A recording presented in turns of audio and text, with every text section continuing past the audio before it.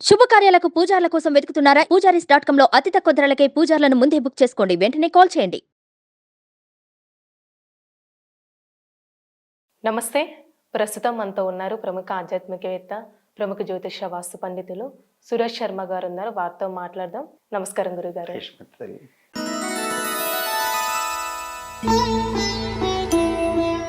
గురుగారు, మనకి ఈ 2024 సంవత్సరంలో అసలు తులారాశి వారికి ఏ విధంగా ఉండొచ్చండి? తులారాశి వారికి ఇలా సంవత్సరం నేను చాలా బాగా చెప్పాను. అర్ధాష్టమ శని విడిపోతుంది, మంచి యోగాభివృద్ధి ఉంది, ఫైనాన్షియల్గా మంచి గ్రోత్ ఉంది అని చెప్తూ అనుకోకుండా రేవంత్ రెడ్డి గారి గురించి కూడా అప్పుడే చెప్పడం జరిగింది. ఏమని చెప్పాను అంటే, అర్ధాష్టమ శని తొలగిపోతుంది, బ్రహ్మాండమైన యోగం మొదలవుతుంది, సో ఫైనాన్షియల్గా కానీ ఆర్థిక పరంగా పక్కన రాసి వాళ్ళకి బాగుంటుందంటూ ప్రత్యేకంగా రేవంత్ రెడ్డి గారు సీఎం అయ్యే అవకాశాలు ప్రస్ఫుటంగా ఉన్నాయని చెప్పడం జరిగింది. ఏం తేడా లేదు, రేవంత్ రెడ్డి సీఎం అని చెప్పడం జరిగింది. ఆ వీడియో కూడా చాలా నేను ఎక్కువగా దాని గురించి పెద్ద ఫోకస్ పెట్టను. ఒకసారి చెప్పేసిన తర్వాత దాని గురించి నాకేదో పేరు రావాలని అనుకోను. సో గతంలో కూడా నేను కేసీఆర్ గారు 40 సీట్లు వచ్చిన సీఎం కేసీఆర్ గారు అని చెప్పిన నేనే ఈసారి కేసీఆర్ ఓడిపోతారని చెప్పడం జరిగింది. కేసీఆర్ ప్రభ ఆగిపోయిందని చెప్పడం జరిగింది. 2023 జనవరి 13న చెప్పడం జరిగింది. ఇప్పుడు మనం డిసెంబర్లోనే చేసేస్తున్నాం అనుకోండి వారఫలాలు, సంవత్సర ఫలితాల గురించి. అప్పుడు జనవరి 13ని చెప్పడం జరిగింది, అంటే శని మార్పుకు ముందు చెప్పడం జరిగింది. అట్లాగే తులారాశిలోని బ్రాహ్మణి పేరుని బట్టి తులారాశిలో ఉంది, రాహుల్ గాంధీకి బాగుంది, లోకేష్కి కూడా టైం బాగుంది అని చెప్పడం జరిగింది. ఇవన్నీ ఎప్పటిదాకా వర్తిస్తున్నాయి అంటే కమింగ్ మే దాకా. మే తర్వాత మాత్రం తులారాశి వారికి కొంచెం కష్టకాలాలు మొదలవుతాయి కొద్దిగా. అలా మొదలైందంతా కూడా అక్టోబర్ నుంచి కొంచెం తీవ్రత ఎక్కువగా ఉంటుంది. అక్టోబర్ నుంచి మేబీ ఈవెన్ రేవంత్ రెడ్డి గారికి కూడా అక్కడ కొంచెం పరిపాలనా పరంగా కొన్ని ఇబ్బందులు రావచ్చు, టిపికల్ పొజిషన్ ఎదుర్కోవచ్చు, అన్ని రకాలుగా ప్రాబ్లమ్స్ కూడా ఉండే అవకాశాలు ఎక్కువ ఉంటాయని లెక్కేయాల్సి వస్తుంది. అయితే తులారాశిలో రియల్ ఎస్టేట్ రంగంలో ఉన్న వాళ్ళు మాత్రం బ్రహ్మాండంగా లాభపడతారు. మళ్ళీ వాళ్ళకి ఇబ్బంది రాదు. రియల్ ఎస్టేట్ రంగంలో మళ్ళీ ఫైనాన్షియల్గా కొంచెం లబ్ధి పొందడానికి ఆస్కారాలు ఉంటాయి. పాలిటీషియన్స్ కూడా కొంచెం ఇబ్బందులు ఉంటాయి, కానీ అంత తీవ్రమైన ఇబ్బందులు అయితే కాదు. అక్టోబర్ నుంచి మాత్రం కొంచెం ఎక్కువగా ఉండే అవకాశాలు ఉంటాయి. ఇంకొకటి, తులారాశిలో ఉన్నటువంటి గతంలో జాబ్ లేక బాధపడుతున్న వాళ్ళు, జీవనోపాధి లేకుండా ఇబ్బంది పడుతున్న వాళ్ళు, వాళ్ళకి కొత్తగా నూతన జీవన విధానాలు ఏర్పడతాయి. అంటే ఇంత బ్యాడ్ కండిషన్స్లో కూడా వెనక వాళ్ళకి ఛాన్స్ ఇస్తాడు. అంటే ఇప్పుడు దాకా అవకాశం లేని వాళ్ళకి కొత్త అవకాశాలు ఇవ్వడం. అట్లాగే ఈ ఆయిల్ అండ్ న్యాచురల్ గ్యాస్ అంటే మీన్స్ ఓఎన్జీసీలో జాబ్ చేసేటువంటి ఎంప్లాయీస్ ఉంటారు, వాళ్ళకి మంచి యోగాన్ని ఇస్తాడు. అట్లాగే పెట్రోల్ పంపుల్లో అట్లా పనిచేసే వాళ్ళకు కూడా మంచి యోగం ఉంటుంది. పెట్రోల్ పంపులు, డీజిల్ పంపుల్లో పనిచేసేవాళ్ళు, గ్యాస్ ఏజెన్సీలో పనిచేసేవాళ్ళు, వీళ్ళకి యోగం ఉంటుంది. సముద్ర ఉత్పత్తుల మీద ఆధారపడినటువంటి వాళ్ళు, ఉప్పు మీద బతికేవాళ్ళు, మీరు చూస్తే ఉప్పు రేటు పెరుగుతుంది. నాణ్యమైన ఉప్పు రేటు ఖచ్చితంగా పెరుగుతుంది.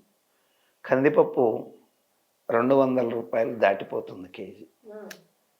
మీరు లెక్కేసుకొని చూసుకోండి.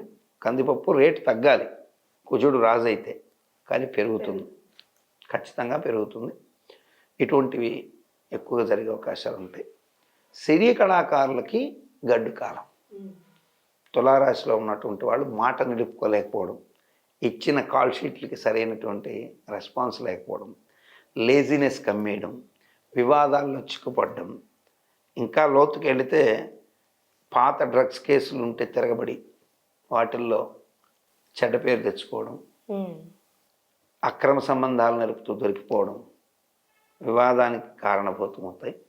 విడాకులకు లాంటివి కూడా దారితీసే అవకాశాలు ఎక్కువగా ఉంటాయి. సో తులారాశిలో ఎవరైనా సినీ కళాకారులు, సినీ ఇండస్ట్రీ మీద ఆధారపడ్డ వాళ్ళు ఉంటే ఖచ్చితంగా శుక్రుడికి సంబంధించి అలచందల్ని 6 శుక్రవారాలు దానం ఇవ్వడం, అట్లాగే దుర్గా పూజ చేసుకోవడం, ప్రత్యేకించి వీరు విశేషంగా ఇంద్రాక్షి స్తోత్రం హోమం చేసుకోవడం మంచిది. ఇంద్రాక్షి హోమం చేయించుకోవడం చాలా మంచిది అనమాట. ఇటువంటి పరిహారం కనుక చేసుకోగలిగితే వీళ్ళు బయటపడే అవకాశాలు ఎక్కువ ఉంటాయి. అదిలే మనకేముంది అనుకొని కొంచెం ఇది లైట్గా తీసుకుంటే ఆ ఫలితానికి మళ్ళీ వాళ్ళు ఖచ్చితంగా ఆ సంవత్సరం తర్వాత జరిగేటువంటి ఫలితాల్లో మళ్ళీ అయ్యో ఈ గురువుగారు చెప్పింది మేము విని కూడా చేసుకోలేకపోయామని బాధపడడం వల్ల ఇబ్బంది పడతారు. సో అందుకని కొంచెం జాగ్రత్తగా ఉండడం తప్పనిసరి సినీ ఇండస్ట్రీలోని వాళ్ళు. అట్లాగే ఇంకొకసారి కూడా మళ్ళీ ఈ యొక్క తులారాశిలో ఉన్నటువంటి చిన్న తెర మీన్స్ టీవీ సీరియల్స్లో యాక్ట్ చేస్తున్నటువంటి వాళ్ళకి ఈ లేడీ కళాకారులు, ముఖ్యంగా స్త్రీలు ఎవరైతే ఉంటారో వాళ్ళకి కొంచెం విషాదకరంగా ఉంటుంది కాలం. మీన్స్ ఇదిగో ఇటువంటి, అంటే విషాదకరం అంటే ఏంటంటే ఇదిగో ఇటువంటి ఎక్స్ట్రా అఫైర్ మ్యారిటల్ అఫైర్స్ కొనసాగించి సూక్ష్మమైన చిన్న చిన్న విషయాలకి మనసు కష్టపెట్టుకొని సూసైడ్ చేసుకునే పిచ్చి పనులు ఇటువంటివి జరిగాము. అందుకని విలువైన ప్రాణం కాబట్టి అటువంటి పిచ్చి పనులు చేయొద్దని నేను మీ ద్వారా వాళ్ళకి కౌంటర్ చెప్తాను. మీ కాలం బాగుంటుంది, ఇప్పుడు మీరు తొందరపడి అటువంటి పనులు చెయ్యొద్దు, జాగ్రత్త పడండి అని చెప్పడమే. సో జాగ్రత్తగా తీసుకోండి, పాజిటివ్గా ఉండడానికి ప్రయత్నించండి.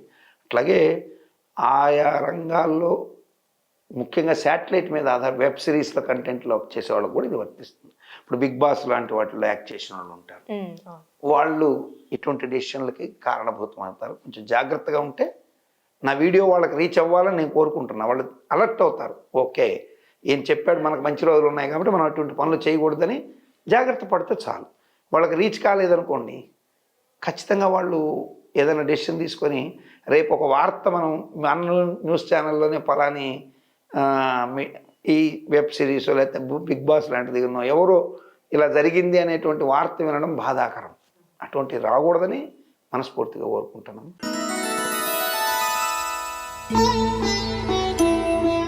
గురుగారు ఇప్పుడు 2024 సంవత్సరంలో అసలు వృశ్చిక రాశి వారికి అండి ఏ విధంగా ఉండొచ్చు? వృశ్చిక రాశిలోని ఎవరైతే ఫార్మసీ రంగంలో ఉంటారో వాళ్ళు అనూహ్యమైన లాభాన్ని పొందుతారు. ఫార్మసీ అండ్ డాక్టర్స్గా ఉన్నవాళ్ళు, డయాగ్నల్ సెంటర్స్ నడిపేవాళ్ళు, అట్లాగే రీసెర్చ్ స్కాలర్స్గా ఉండేవాళ్ళు వీళ్ళు లాభ పొందుతారు. రియల్ ఎస్టేట్ వ్యాపారస్తులు కొద్దిగా స్ట్రఫిల్ అవుతారు. అట్లాగే వృశ్చిక రాశిలోని పనులు జరగటం లేదు, సంవత్సరం బట్టి ఎలాంటి మార్పు లేకుండా మా పూర్వగ్రహ స్థితితో లేకపోతే గత జన్మ ప్రభావం మనకి పని జరగటం లేదు అని హ్యూజ్గా బాధపడుతున్నటువంటి వాళ్ళకి డెఫినెట్గా 24 ఫిబ్రవరి మార్చిలో ఒక పరిష్కార మార్గానికి బీజం పడుతుంది. జనవరి నుంచే మార్పు వచ్చే అవకాశాలు ఉంటాయి. ఫిబ్రవరి మార్చి కల్లా మంచి యోగాన్ని పొందే అవకాశాలు ఉంటాయి. అట్లాగే అనూహ్యంగా ఫైనాన్షియల్గా గ్రోత్ కూడా స్టార్ట్ అవుతుంది. బంగారం వ్యాపారస్తులు ఈ రాశిలో ఉన్నవాళ్ళు విలువైన అవకాశాలను కోల్పోతారు. అంటే నమ్మకం లేకపోవడం వల్ల, కొంత అభద్రతతో ఉండడం వల్ల కొంత బంగారాన్ని కోల్పోయే అవకాశాలు ఉంటాయి వర్తకులు.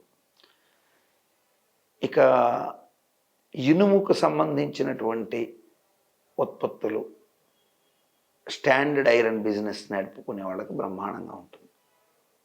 అంటే మామూలుగా తులారాశికి శని యోగప్రదుడు, అక్కడ యోగించాలి, కానీ శనికి యోగం ఇస్తున్నాడు. అంటే వృశ్చిక రాశిలోని ఇనుప వ్యాపారస్తులు బాగా లబ్ధి పొందుతారు. ఇది వరకు సంవత్సరంలో కూడా నేను చెప్పాను, అప్పుడు ఇబ్బంది పడతారని చెప్పినట్టున్నా, ఈ సంవత్సరం మాత్రం వాళ్ళు లాభం పొందుతారు. అండ్ ఇంకోటి రాజకీయ నాయకులు, వీళ్ళకి ఈ సంవత్సరం అనూహ్యంగా నూతన అవకాశాలు కొన్ని తలుపు తడతాయి. అంటే ఇప్పుడు పాలిటిక్స్లో ఉన్న కొత్తగా వాళ్ళకు ఒక అవకాశాలు తలుపు తట్టే స్థితి ఉంటుంది. పెట్టుబడులని నగదుగా మార్చుకుంటుంటారు కొంతమంది. అంటే ఒక పెట్టుబడి ఒక దగ్గర పెట్టుంటారు, ఆ పెట్టుబడిని నగదు కింద కన్వర్ట్ చేసి ఆ నగదుని మళ్ళీ తెచ్చిపెట్టుకొని కొంతకాలం స్టాక్ చేసి మళ్ళీ తిరిగి మళ్ళీ పెట్టుబడులకు మారుస్తుంటారు. సో ఇలా చేసేవాళ్ళు హ్యూజ్గా లాస్ పోయే అవకాశం ఉంది. పొరపాటును కూడా పెట్టుబడులని పెట్టిన పెట్టుబడి సక్రంగా వెళుతున్న వ్యాపారాన్ని విత్డ్రా చేసి డబ్బులు తీసుకొచ్చి ఇంకో దాంట్లో, అంటే ఏం పని ఉండదు, ఆ షేర్లు బాగా పోతున్నాయి అనుకోండి, దాన్ని సడన్గా విత్డ్రా చేసి ఆ డబ్బులు తీసుకొచ్చి ఇంకో దాంట్లో పెడతారు. సో ఇట్లాంటివి కొంచెం జాగ్రత్తగా పెట్టుకోండి. అంటే ఇదివరకు ఇన్వెస్ట్ చేసిన పెట్టుబడిని విత్డ్రా చేసేటప్పుడు కొంచెం బాగా బుద్ధిని వాడాల్సిన స్థితి ఉంటుంది. భార్యాభర్తల మధ్య సంబంధ బాంధవ్యాలు గతంలో తేడాలు వచ్చినవి సర్దుకునే అవకాశాలు ప్రస్ఫుటంగా ఉంటాయి.